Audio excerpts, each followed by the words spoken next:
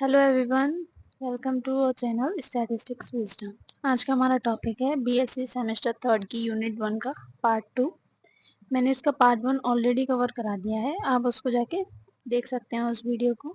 उसमें हमने statistic, parameter, standard error और बायनॉमियल डिस्ट्रीब्यूशन के बारे में पढ़ा था। आज हम उसके आगे का कवर करेंगे। Okay, distribution. The Poisson distribution is a probability distribution that models the number of times an event occurs within a fixed interval of time or space. मतलब ये हमें क्या बताता है कि कोई भी फिक्स्ड इंटरवल है टाइम का, उसमें हमारा इवेंट कितनी बार हो रहा है। तो एक तरीके से हमारा ये प्रोबेबिलिटी डिस्ट्रीब्यूशन है, ठीक है। और कैसा प्रोबेबिलिटी डिस्ट्रीब्यूशन है हमारा? डिस्क्रीट प्रोबेबिलिटी डिस्ट्रीब्यूशन है। ओके, अब हमने लास्ट जो पढ़ा था बायनॉमियल डिस्ट्रीब्यूशन, वो भी हमारा डिस्क्रीट डिस्ट्रीब्यूशन था और ये भी डिस्क्रीट प्रोबेबिलिटी डिस्ट्रीब्यूशन है। तो आपको ये ध्यान रखना चाहिए कि कौन सा डिस्ट्रीब्यूशन हमारा डिस्क्रीट है, कौन सा कंटिन्यूस, ठीक है। तो इसके लिए हमारे पीएमएफ का फॉर्मूला है P X is equals to K lambda to the power K E to the power minus lambda K factorial. आपको ये फॉर्मूला ध्यान रखना है क्योंकि ये फॉर्मूला बहुत इंपॉर्टेंट है। आगे जब आप इसके न्यूमेरिकल्स करेंगे उसमें भी काफ़ी हेल्प करेगा, ठीक है। तो यहाँ पर हमारा क्या है, P X is equals to K क्या है? Probability of K events occurring in the fixed interval. किसी फिक्स्ड इंटरवल में जो इवेंट्स होंगे उनकी प्रोबेबिलिटी क्या होगी, ये हमें उसके बारे में बताएगा। लेमडा क्या है? Average rate of intervals, average rate of events पर इंटरवल। ओके, लेमडा हमें क्या बताएगा कि जो हमारी रेट है इवेंट्स की वो क्या है। ई हमारा नेचुरल लॉगरिथम है, आपने पढ़ा होगा। ई की वैल्यू क्या होती है? इसकी वैल्यू है 2.71। हम अप्रॉक्सीमेटली 2.71 लेते हैं या 2.72। के क्या है यहाँ पे? हमारा नंबर ऑफ इवेंट्स है और के फैक्टोरियल है हमारा। जैसे कि एग्जांपल ले लीजिए, जैसे 3 फैक्टोरियल क्या होगा? 6। अब जैसे आपके पास कोई नंबर है 5, इसका फैक्टोरियल है तो ये कहाँ तक जाएगा? 5 into 4 into 3 into 2 into 1। Okay, तो ये हमारे इस तरीके से हम फैक्टोरियल को ओपन करते हैं, ठीक है।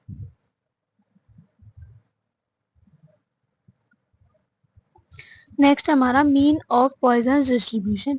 अब ये जो डेरिवेशंस हैं जितनी भी हैं, जैसे हमारे सिलेबस में जितनी डेरिवेशंस आएंगी वो इम्पोर्टेंट हैं क्योंकि मोस्ट प्रोबेबली एग्जाम्स क्या हैं? डिस्क्रिप्टिव हैं, ठीक है। तो उसके लिए आपको इन डेरिवेशंस को ध्यान रखना है जिससे कि आप एग्जाम्स में इनको सॉल्व कर पाए।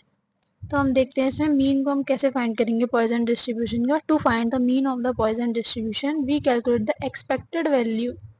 हम यहाँ पे एक्सपेक्टेड वैल्यू को कैलकुलेट करेंगे। एक्सपेक्टेड वैल्यू कैसे कैलकुलेट करते हैं, या उसका फॉर्मूला है, ठीक है। Expected value of X is equals to summation K P X is equals to K. अब हम यहाँ पे ये जो पी की वैल्यू है जो हमने पिछली स्लाइड में देखी, उसको यहाँ पे सब्स्टिट्यूट कर देंगे और लिख देंगे। ओके, अब हम के को किस तरीके से लिखेंगे? एस के डॉट के फैक्टोरियल डिवाइड बाई के फैक्टोरियल। हमने जितना मल्टीप्लाई किया उतना ही डिवाइड किया, तो इससे कोई भी फर्क नहीं पड़ेगा, लेकिन हमने अपनी डेरिवेशन को सॉल्व करने के लिए लिख दिया, ठीक है। तो यहाँ जब हम लिखेंगे तो हमारी एक्सप्रेशन कुछ इस तरीके से आएगी, के lambda to the power K E to the power minus lambda K factorial. अगर आपको इसमें क्लियर ना दिख रहा हो तो आप नोट्स वाली वीडियो पे चले जाना और वहाँ से स्क्रीनशॉट आप नोट्स के ले लेना। Okay, note that the term k is equals to 0 so that we start the summation from k is equals to 1। ठीक है, देखो यहाँ पर समेशन किससे स्टार्ट हो रहा है? k is equals to 0 से। तो हम समेशन कहाँ से स्टार्ट करेंगे? k is equals to 1 से, क्योंकि जब 0 पुट करेंगे तो ये पूरा का पूरा टर्म 0 हो जाएगा, क्योंकि यहाँ पर k क्या है? मल्टीपल में, और k की वैल्यू 0 है। तो अगर किसी की वैल्यू 0 हो, वो उसके मल्टीपल में हो, तो टोटल क्या हो जाता है? 0 हो जाता है, ठीक है। तो हमने समेशन कहाँ से स्टार्ट किया? k is equals to 1 से, ठीक है। तो यहाँ पे देखो, यहाँ पे लेमडा की टू दी पावर के और ई टू दी पावर लेमडा जो कॉन्स्टेंट्स हैं, इसलिए हमने उनको बाहर ले लिया, ठीक है। समेशन से बाहर ले लेंगे हम अपने कॉन्स्टेंट्स को, बाकी के अंदर क्या रहेंगे? वेरिएबल्स रहेंगे, ठीक है।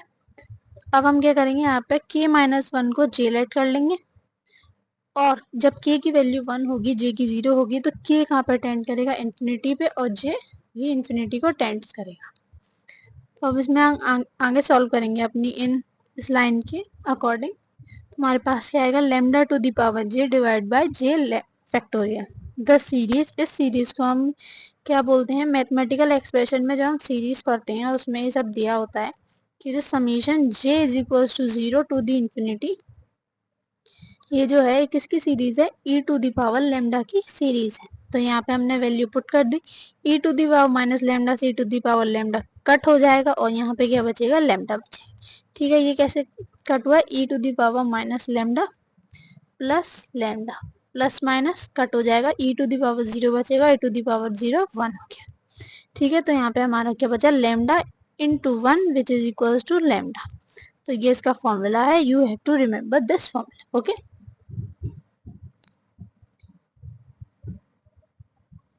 इसमें आगे हमारा है पॉइजन डिस्ट्रीब्यूशन का वेरिएंस का फॉर्मूला और इसकी डेरिवेशन। डेरिवेशन बहुत इंपॉर्टेंट है हमारे एग्जाम्स के लिए। ठीक है, तो अब देखेंगे हम आगे इसकी डेरिवेशन किस तरीके से होती है। देखिए, वेरिएंस का एक्सपेक्टेशन के साथ इस तरीके से रिलेशन होता है। वेरिएंस का एक फॉर्मूला होता है, आपने अपने पिछले सेमेस्टर में पढ़ा होगा, variance of X is equal to expectation of X square minus expectation of X का होल स्क्वायर। ठीक है, इस फॉर्मूले को आपको ध्यान रखना है क्योंकि ये हमारा आगे भी न्यूमेरिकल्स में काम आएगा और डेरिवेशंस में तो आपके इम्पोर्टेंट है ही। फर्स्ट वी फाइंड, हम यहाँ पे expectation of E x square find करेंगे। एक्सपेक्टेशन का वही फॉर्मूला, समेशन लगा होगा, डिस्क्रीट है तो, और कंटिन्यूस है तो हम इंटीग्रल का साइन लगाते हैं। यहाँ पे हमारा डिस्क्रीट है इसलिए हम क्या लगाएंगे, समेशन का साइन लगाएंगे। के की वैल्यू कितनी है, 0 से लेके इन्फिनिटी तक। ठीक है, अब यहाँ पे हम इस प्रोबेबिलिटी डिस्ट्रीब्यूशन की वैल्यू पुट करेंगे। ठीक है, उसके बाद हम के स्क्वायर को किस तरीके से लिखेंगे, के मल्टीप्लाई में के माइनस 1 प्लस के। ठीक है, देखो ये इस तरीके से लिखा है हमने अपनी डेरिवेशन को सॉल्व करने के लिए। बाकी अगर हम इस इक्वेशन को सॉल्व करेंगे तो के स्क्वायर ही आएगा, जैसे के माइनस 1 प्लस के, इसको मतलब मल्टीप्लाई करेंगे क्या आएगा, के स्क्वायर माइनस का के प्लस का के, तो प्लस माइनस से कट हो जाएगा और क्या बचेगा, के स्क्वायर। तो हमें इसे इस तरीके से लिख सकते हैं। ठीक है, तो यहाँ पे हमने इसे लिख दिया। उसके बाद हम इसे आगे सॉल्व करेंगे, मल्टीप्लाई करेंगे हम इसका अंदर अलग अलग और समीशन को एडिटिव में कन्वर्ट कर देंगे। Okay, for the first we term simplify by recognising, हमने इसको इस तरीके से सिंप्लीफाई किया, ये बाय फॉर्मूला हुआ है। ओके, इसके बाद हम इसकी वैल्यू यहाँ पे पुट कर देंगे और आपका क्या आ जाएगा, लेमडा स्क्वायर आ जाएगा। ठीक है, the second term is the mean, जो ये सेकंड टर्म है वो क्या है, मीन है। तो मीन की वैल्यू हमने लास्ट स्लाइड में देखी क्या आई थी, लेमडा। यहाँ पे पुट कर देंगे लेमडा स्क्वायर प्लस लेमडा। उसके बाद हम इन दोनों की वैल्यू को क्या पुट करेंगे, इस वाली इक्वेशन में पुट कर देंगे। ये जो वैल्यू आई हमारी, इसको इस वाली इक्वेशन में पुट कर देंगे। उसके बाद यहाँ पे क्या आएगा, लेमडा स्क्वायर प्लस लेमडा, ये वाली वैल्यू, और लेमडा स्क्वायर ये वाली वैल्यू, इन दोनों को पुट करेंगे तो वेरिएंस ऑफ एक्स क्या आ जाएगा, लेमडा। अब जैसे आपने ऊपर देखा होगा कि पॉइजन डिस्ट्रीब्यूशन का मीन भी लेमडा आ रहा है और वेरिएंस भी लेमडा आ रहा है, तो इससे क्वेश्चन बन जाते हैं कि ऐसा कौन सा डिस्ट्रीब्यूशन है इसका मीन और वेरिएंस दोनों इक्वल होता है। इसका मीन भी लेमडा होता है और वेरिएंस भी लेमडा होता है। ठीक है, ये देखिए इसका मीन भी लेमडा और इसका वेरिएंस भी लेमडा। तो पॉइजन डिस्ट्रीब्यूशन का मीन और वेरिएंस दोनों इक्वल होता है, you have to remember this. Okay, बाकी के दिन दोनों के बहुत छोटे छोटे फॉर्मूले हैं। तो इसका हम देखेंगे डेरिवेशन एमजीएफ का है। एमजीएफ की full form movement generating function. ठीक है, इन ये जो जितने फॉर्मूले हैं वेरिएंस का, एक्सपेक्टेशन का, ये एमजीएफ का, ये हमने लास्ट सेमेस्टर में पढ़े थे, तो उसी की हेल्प से अब हम ये डेरिवेशन कर रहे हैं। ठीक है, फॉर द पॉइजन डिस्ट्रीब्यूशन हम एक्सपेक्टेशन का फॉर्मूला लगाएंगे, यहाँ पे समेशन लगाया क्योंकि पॉइजन डिस्ट्रीब्यूशन क्या है, हमारी डिस्क्रीट डिस्ट्रीब्यूशन है। तो एक्सपेक्टेशन का जब फॉर्मूला लगाएंगे तो यहाँ समेशन आएगा, समेशन वही समेशन के is equal to 0 up to infinity. फिर जो एक्सपेक्टेशन के यहाँ अंदर होता है, ब्रैकेट में होता है, उसको हम लिखते हैं और फिर उसके बाद प्रोबेबिलिटी फंक्शन लगा देते हैं। प्रोबेबिलिटी फंक्शन का यहाँ पे फॉर्मूला पुट करेंगे, उसके बाद हम इसे आगे सॉल्व करेंगे। E to the power minus lambda constant है इसलिए हमने उसको बाहर ले लिया है, बाकी का फिर उसके हम आगे सॉल्व करेंगे। ठीक है, लेमडा की पावर की है और यहाँ पे क्या है, e to the power T की है, तो इसको हमने कॉमन ले लिया, इन दोनों की पावर क्या बना दी, के बना दी। Lambda e to the power t की power k, okay, divide by k factorial. Recognizing the series as a Taylor expansion of e to the power lambda e to the power t. ये क्या series है? ये हमारी Taylor expansion की series है, तो इसको हम यहाँ पे पुट कर देंगे और डायरेक्ट इसका आंसर ले आएंगे. ठीक है, e टू द पावर है यहाँ पे minus lambda e to the power lambda e to the power t. तो यहाँ से क्या करेंगे हम, लैम्डा कॉमन ले लेंगे. ठीक है, तो e to the power t ये रहा और ये माइनस का 1. ठीक है, लैम्डा हमने क्या ले लिया यहाँ पे, कॉमन ले लिया दोनों में से. ठीक है, तो ये इसका MGF का फॉर्मूला है. इसमें आपके जो क्वेश्चंस हैं ऑब्जेक्टिव अगर बने तो ये बन सकता है कि आपको वो फॉर्मूले दे देगा 4 MGF के, उसमें एक ऑप्शन नहीं होगा तो उसमें आपको टिक कर देगा. ठीक है, फॉर्मूलेज बहुत इंपॉर्टेंट है, आपको ये लर्न करने ही है. अब हमारी पॉइजन डिस्ट्रीब्यूशन की क्या की कैरेक्टरिस्टिक्स हैं हम उनको देख लेते हैं. ये एक डिस्क्रीट डिस्ट्रीब्यूशन है, ये सबसे इम्पोर्टेंट इसकी कैरेक्टरिस्टिक है. ठीक है, it deals with discrete events, इसमें हम डिस्क्रीट इवेंट्स के बारे में पढ़ते हैं. इसकी और इसकी नेक्स्ट कैरेक्टरिस्टिक क्या है, average rate. The average rate lambda eight which event occur is constant. इसकी एवरेज रेट कांस्टेंट होती है, इसी को हम रेट पैरामीटर भी कहते हैं. ठीक है, इंडिपेंडेंस क्या है, the event occur independently of each other. इसमें जितने भी इवेंट्स होते हैं वो एक दूसरे से क्या होते हैं, इंडिपेंडेंट होते हैं. बाकी का इसमें जो इम्पोर्टेंट है वो यही है कि पॉइजन डिस्ट्रीब्यूशन क्या है, डिस्क्रीट डिस्ट्रीब्यूशन है. उसके बाद इसके मीन का फॉर्मूला क्या है, लैम्डा. वेरिएंस का फॉर्मूला क्या है, लैम्डा. और MGF का फॉर्मूला क्या है, e to the power lambda e to the power t minus 1. देखिए ये फॉर्मूला दूसरे तरीके से भी लिखा सकता है, जैसे e to the power minus lambda, इसमें आएगा 1 minus e to the power t. ठीक है, तो ये दोनों सेम है, इसमें माइनस कॉमन ले लेंगे तो इधर प्लस और माइनस का चेंज हो जाएगा बस. ठीक है, तो दोनों फॉर्मूले ध्यान रखने हैं आपको. और बाकी पॉइजन डिस्ट्रीब्यूशन में मीन और वेरिएंस दोनों सेम होते हैं. ठीक है, अब इसके एग्जाम्पल 1 है, phone calls at a call centre.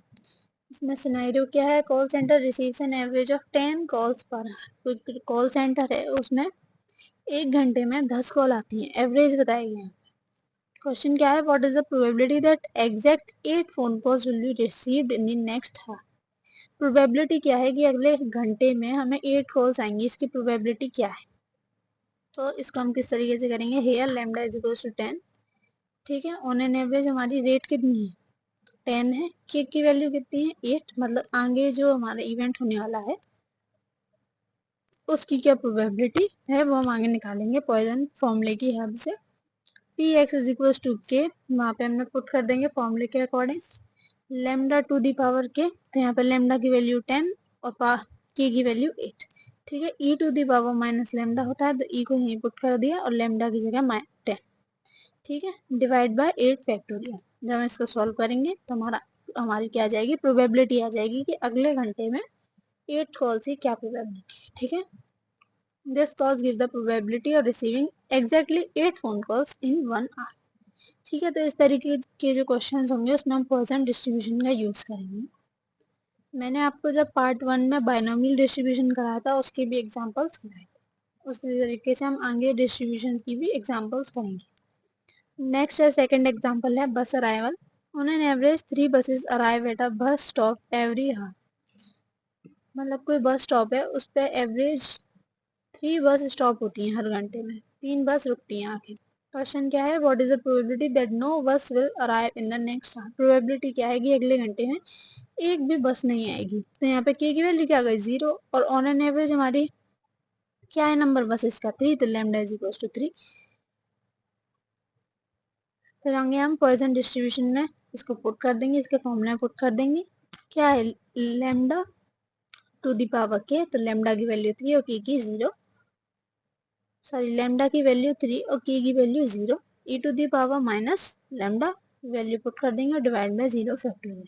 तो हमारा क्या आ जाएगा, 0 फैक्टोरियल की वैल्यू क्या होती है, 1 होती है. ठीक है, 0 फैक्टोरियल की वैल्यू 1 होती है, तो हमारा यहाँ से आंसर क्या आ जाएगा, e to the power minus 3. This calculation gives the probability of no buses arriving in 1 our.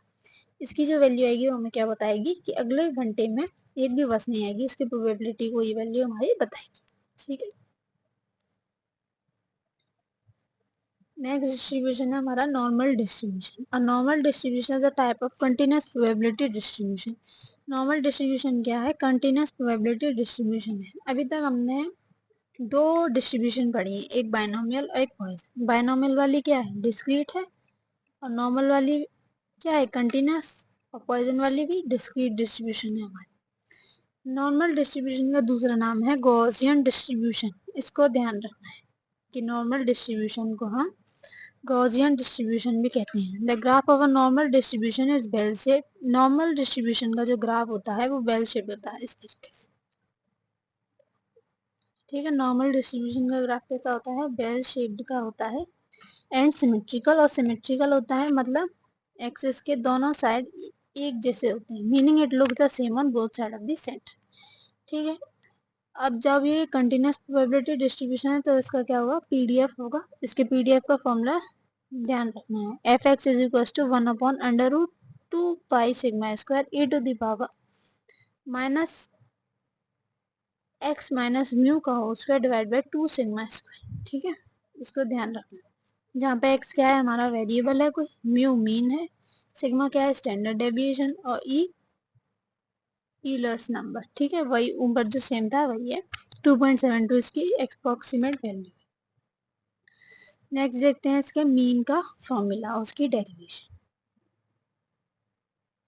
Normal distribution के मीन को हम म्यू से डिनोट करते हैं। ठीक है, to find the mean mu of the normal distribution we need to calculate the expected value. जैसे कि हमने लास्ट डेरिवेशन में भी देखा, मीन निकालने के लिए क्या करते हैं? एक्सपेक्टेशन निकालते हैं, एक्सपेक्टेड वैल्यू निकालते हैं एक्स की, तो उसका फॉर्मूला रखेंगे। अब ये नॉर्मल डिस्ट्रीब्यूशन कंटिन्यूअस है, इसलिए यहाँ पे क्या लगा? हमने इंटीग्रल का साइन लगाया, integral minus infinity to infinity. Okay, और जहाँ डिस्क्रीट डिस्ट्रीब्यूशन होगा वहाँ हम समेशन का साइन लगाते हैं, k is equals to 0 to infinity. ठीक है, यहाँ पे हमने वैल्यू रख दी। x एक्सपेक्टेशन की जो ब्रैकेट के अंदर होता है उसे बाहर लिखते हैं, उसके बाद क्या लिखते हैं? फंक्शन लिखते हैं हम अपना। यहाँ पे जो प्रोबेबिलिटी फंक्शन है उसकी वैल्यू हम पुट कर देंगे यहाँ पर। फिर इसको सिंप्लीफाई करेंगे, लेट करेंगे x minus mu divide by sigma को z लेट करेंगे। तो यहाँ से हमने क्या किया? z is equals to x minus mu divide by sigma की। ठीक है, तो अब ये जो सिग्मा है इसको z की तरफ ले जाएंगे तो क्या आ जाएगा? z sigma is equals to x minus mu, और म्यू की भी साइड चेंज कर देंगे तो क्या आ जाएगा? x is equals to mu plus sigma z। ठीक है, अब इसका जब हम डिफरेंशिएशन करेंगे तो क्या आएगा? dx is equals to sigma dx। The integral limits remain the same. Integral limits क्या होंगी? हमारी सेम रहेंगी, क्योंकि हमारी ट्रांसफॉर्मेशन क्या है? लीनियर है। अब जब हम ये जितनी भी हमने वैल्यू लेट की और निकाली डिफरेंशिएशन करके, उसको हम कहाँ पुट कर देंगे? इस वाली डेरिवेशन में पुट कर देंगे, उससे हमारी ये वाली हमें ऑब्टेंड होगी एक्सप्रेशन। ठीक है, जब हमने x की वैल्यू ये जो लेट की उसको यहाँ रख दिया तो ये आ जाएगा हमारा। उसके बाद हमने एज इट इज इसे नोट कर दिया। ठीक है, और इसकी वैल्यू क्या माना था हमने? z माना था, तो z square divide bye 2dz। ठीक है, separate the integral in two parts. अब हम इंटीग्रेशन में कर देंगे, टू पार्ट्स में सेपरेट कर देंगे, क्योंकि यहाँ पे एडिशन का साइन है, एडिशन का साइन है इसलिए इसको हम सेपरेट कर देंगे। और जब हम इसे सॉल्व करेंगे, the first integral is the integral of the standard normal distribution. जो फर्स्ट इंटीग्रल है ये हमारा स्टैंडर्ड नॉर्मल डिस्ट्रीब्यूशन का इंटीग्रल है, जो किसके बराबर होता है? 1 के बराबर होता है। तो यहाँ पे हमने इसकी वैल्यू लिख दी। Second integral is the expected for z for a standard normal distribution. Second integral क्या है? एक्सपेक्टेड वैल्यू ऑफ z के लिए, जो किसके बराबर होता है? 0 के। तो डायरेक्ट हमने इसकी वैल्यू यहाँ रख दी। हमें क्या मिलेगा? म्यू इज इक्वल टू, दो एक्सप्रेशन थी इसमें से एक 0 बन गई और एक की वैल्यू क्या आई? म्यू। तो mu is equal to mu. Normal distribution का मीन क्या आ जाएगा? म्यू आ जाएगा। ठीक है, ये इसका फॉर्मूला है। नेक्स्ट क्या है? Variance of normal distribution. The variance find करने के लिए हम वाला फॉर्मूला लगाएंगे। ठीक है, अब जब ये कंटिन्यूस डिस्ट्रीब्यूशन है तो यहाँ पे हमने क्या लगाया? इंटीग्रल का साइन लगाया। ये मैं बार बार इसलिए बोल रही हूँ क्योंकि आपको इसे ध्यान रखना है। कंटिन्यूस डिस्ट्रीब्यूशन होगा तो इंटीग्रेशन का साइन लगेगा, और अगर डिस्क्रीट डिस्ट्रीब्यूशन होगा तो समेशन लगेगा। ठीक है, यहाँ पे अब हम क्या लगाएंगे? इंटीग्रेशन का sign minus infinity to plus infinity. उसके बाद ये जो ब्रैकेट में है उसको हम लिख देंगे x माइनस म्यू का होल स्क्वायर, उसके बाद प्रोबेबिलिटी फंक्शन को लिख देंगे। जब प्रोबेबिलिटी फंक्शन लिखने के बाद हम उसकी वैल्यू पुट करेंगे यहाँ पर, उसके बाद से सॉल्व करेंगे। z को हमेशा ही मानेंगे, z is equal to X minus mu divide by sigma. ठीक है, तो इस सबको पुट करने के बाद x माइनस म्यू की वैल्यू क्या आ जाएगी, सिग्मा z, तो उसको यहाँ पे रख दिया हमने, सिग्मा स्क्वायर को हमने हटा दिया। उसके बाद क्या लगाएंगे, एक्सपोनेंशियल ऑफ, एक्सपोनेंशियल का मतलब ये ई एक्स, एक मिनट, ये ई एक्स पी का मतलब क्या है, ये e to the power something, e to the power minus X minus mu का whole square divide by 2 sigma square. ठीक है, तो इसको यहाँ पे हमने वैल्यू पुट कर दी। उसके बाद हम इसे आगे सॉल्व करेंगे। सिग्मा क्या है, हमारा कांस्टेंट है, इसलिए उसको बाहर लिया हमने। तो उसके बाद जब हम इस एक्सप्रेशन को सॉल्व करेंगे तो किसके बराबर आएगी, इक्वल्स टू 1, क्योंकि ये क्या है, सेकंड मूवमेंट है किसका, स्टैंडर्ड नॉर्मल डिस्ट्रीब्यूशन में। इक्वल्स टू 1 आ गया, तो यहाँ पे वेरिएंस का फॉर्मूला क्या बना हमारे इसके लिए, नॉर्मल डिस्ट्रीब्यूशन के लिए सिग्मा स्क्वायर। अब नेक्स्ट देखते हैं इसका नॉर्मल डिस्ट्रीब्यूशन का MGF। Normal distribution continuous distribution है, इसलिए यहाँ पे क्या आएगा, इंटीग्रेशन का साइन आएगा। नॉर्मल डिस्ट्रीब्यूशन को हम इस तरीके से दिखाते हैं, x है वो किसको फॉलो कर रही है, नॉर्मल डिस्ट्रीब्यूशन को फॉलो कर रही है, जिसका मीन म्यू है और वेरिएंस सिग्मा स्क्वायर है। ठीक है, मतलब इसके जो पैरामीटर्स हैं वो क्या है, मीन और वेरिएंस। अब इसका फॉर्मूला लगाएंगे हम MGF का, यहाँ पर उसको ओपन करेंगे, जो ब्रैकेट में है इंटीग्रेशन का साइन लगाएंगे। सबसे पहले कंटिन्यूस डिस्ट्रीब्यूशन है तो फिर जो ब्रैकेट में है उसको हम यहाँ लिखेंगे e to the power tx, फिर उसके बाद क्या लिखेंगे, प्रोबेबिलिटी डिस्ट्रीब्यूशन का फंक्शन, उसकी वैल्यू यहाँ पुट करेंगे। ठीक है, e to the power tx combine the exponent, exponents को हम कंबाइन कर देंगे, जैसे कि यहाँ पर क्या है, e to the power tx, और ये एक और भी है e to the power minus X minus mu, जो भी है ये e टू द पावर में, ये exp का मतलब भी क्या हो गया, e टू द पावर में जो भी है। ठीक है, तो अब इनको हम कंबाइन करने के बाद हमें क्या मिलेगा, पावर ऐड हो जाएंगी, tx माइनस ये लिख देंगे हम।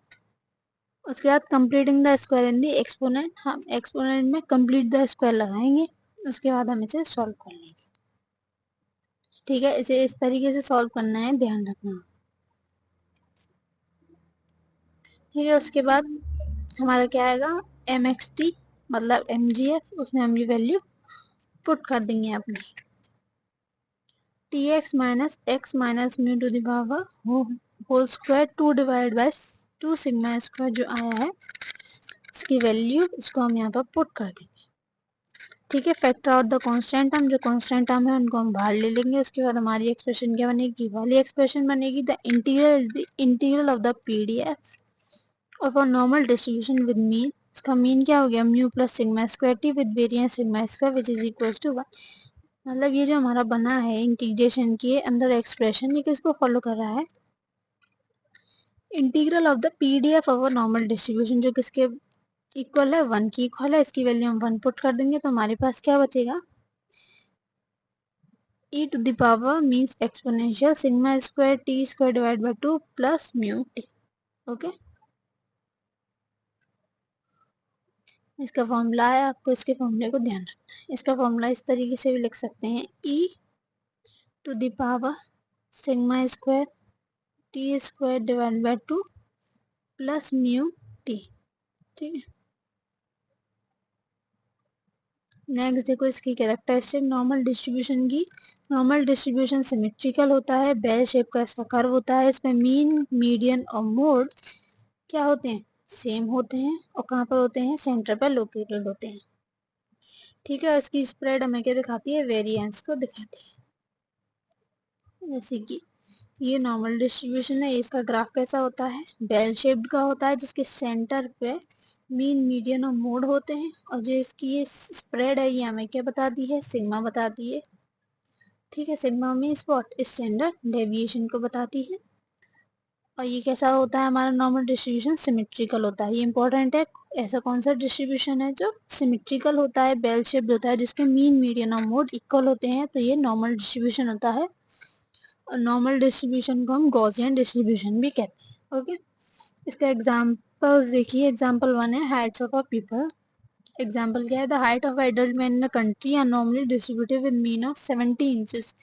मीन्स जो मैन की हाइट है वो कितनी है, 5 foot 10 inch, and standard deviation उनमें वेरिएशन कितना है, 3 इंचेस का वेरिएशन है। ठीक है, इलस्ट्रेशन क्या है, most men's height will be around 70 inches with fewer men being much taller और shorter. The distribution of heights will form a bell-shaped curve centered at 70 inches. ठीक है, तो सेंटर यहाँ 70 इंचेस क्यों लगा, क्योंकि मीन हमारा 70 इंचेस है और मीन कहाँ पर होता है, नॉर्मल डिस्ट्रीब्यूशन के सेंटर पे होता है। ठीक है, नेक्स्ट देखो। एग्जाम्पल 2 है IQ स्कोर्स का। IQ score design to follow normal distribution with mean of, mean कितना दिया है 100 और स्टैंडर्ड डेविएशन मीन सिग्मा कितना दिया है 15 दिया है। तो यहाँ पर इलस्ट्रेशन क्या बनेगी हमारी नॉर्मल डिस्ट्रीब्यूशन के according, most people will have an IQ score around 100।